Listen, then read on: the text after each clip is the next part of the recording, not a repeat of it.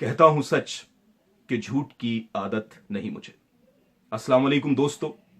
ایک شخص کے 3 بیٹے تھے۔ ایک روز اس نے ان تینوں کو جمع کیا اور کہا کہ پیارے بیٹو، میں کسی ضروری کام سے ملک سے باہر جا رہا ہوں۔ میری غیر موجودگی میں اگر کوئی مہمان گھر پر آئے تو میں تم تینوں کو تاکید کرتا ہوں کہ اس کا پورا خیال رکھنا۔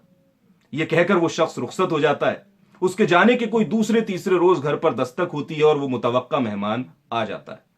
اب مہمان کی صورت دیکھتے ہی جو سب سے بڑا بیٹا تھا وہ منہ بسور کے فوراً جا کر کمرے میں چھپ جاتا ہے۔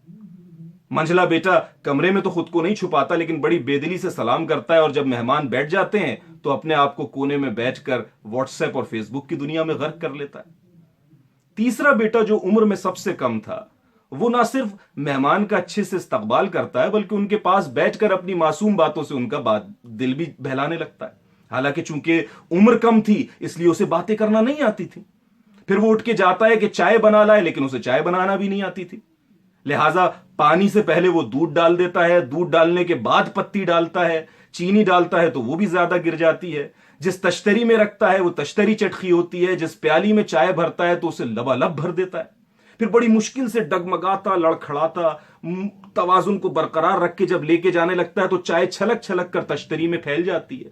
اسی حالت میں وہ لے جا کر مہمان کے سامنے اسے پیش کرتا ہے۔ پھر بیٹھ جاتا ہے، پھر باتیں کرنے لگتا ہے، کچھ دیر مہمان بیٹھتا ہے اور اس کے بعد رخصت ہو جاتا ہے۔ کوئی 10 روز بعد باپ گھر پہ واپس آتا ہے تو اسے معلوم ہوتا ہے کہ بھائی مہمان گھر پہ آیا تھا، تو تینوں کو جمع کر کے پوچھتا ہے کہ بتاؤ کس نے مہمان نوازی کے تقاضوں کو پورا کیا۔ دوستو، آپ کے خیال سے ان تینوں بیٹوں میں سے کون سا بیٹا تھا جس نے مہمان نوازی کے تقاضوں کو پورا کیا؟ مجھے یقین ہے کہ آپ سب کا جواب اس چھوٹے بیٹے کے حق میں ہوگا کہ باوجود کوتاہیوں کے، باوجود غلطیوں کے اس نے کوشش کی۔ اس فرضی کہانی کو سنانے کا مقصد فقط اتنا ہے کہ میں آپ کو یہ بتا سکوں کہ جو لوگ کوشش کرتے ہیں، عملی دنیا میں اپنا کردار ادا کرتے ہیں، وہ ان لوگوں سے بارہا درجے اچھے ہیں جو صرف باتیں بنانا جانتے ہیں، جو تجزیہ اور تنقید کرنا جانتے ہیں۔ دوستو، ہم نے آگے بڑھ کر عملی میدان میں اپنا کردار ادا کرنا ہے۔ آپ کو ایسے بے شمار لوگ ملیں گے جو آپ کو یہ بتائیں گے کہ بے روزگاری بہت بڑھ گئی ہے، لیکن پیسہ اور وسائل کے باوجود وہ کسی کی نوکری کا بندوبست نہیں کرتے۔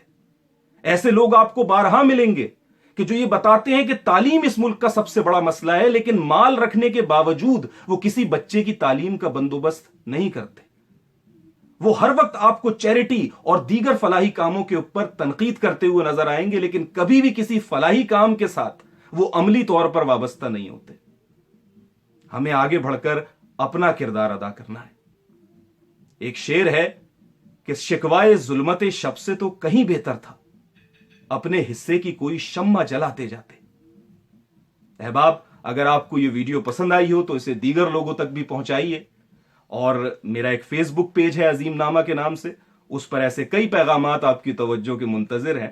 میری دعا ہے کہ اللہ پاک آپ کو خیر ہی خیر عطا فرمائے، آپ کی ذات سے خیر کا صدور فرمائے اور آپ کو خیر تقسیم کرنے والا بنا دے۔ وآخر دعوانا الحمدللہ رب العالمین۔